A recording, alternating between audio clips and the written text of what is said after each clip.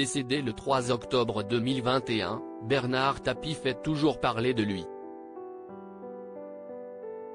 Son fils Stéphane Tapie s'est récemment confié au micro de Sud Radio sur la fois où il a dû livrer son père à la police. Bernard Tapie est décédé en octobre 2021 des suites d'un double cancer de l'estomac et de l'œsophage, mais ses proches continuent de parler publiquement de lui afin de lui rendre hommage.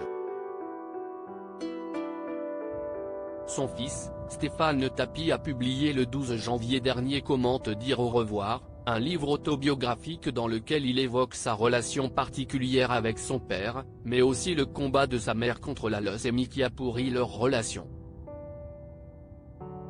Ce vendredi 20 janvier, il était invité dans l'émission La Culture dans tous ses états sur Sud Radio à l'occasion de cette actualité. Très transparent, il est revenu sur la fois où il a livré son père à la police. Stéphane Tapie a balancé son père à la police, retour en arrière. En 1997, Bernard Tapie a été incarcéré, suite à une condamnation à 2 ans de prison dont 8 mois ferme dans l'affaire VAOM. Une affaire de corruption qui a éclaté suite à un match entre l'Olympique de Marseille et l'US Valenciennes-Anzin.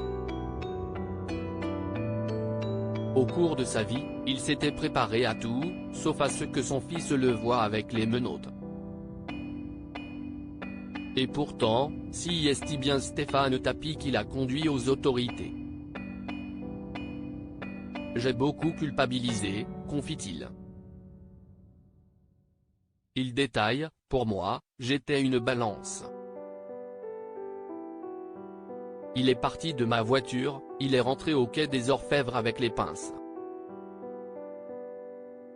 Une culpabilité qui continue de le ronger, même si l'homme d'affaires n'avait plus le choix que de se constituer prisonnier. Stéphane Tapie n'arrivait pas à lui rendre visite en prison. Pour moi je l'ai balancé, je l'ai emmené, poursuit le frère de Sophie Tapie.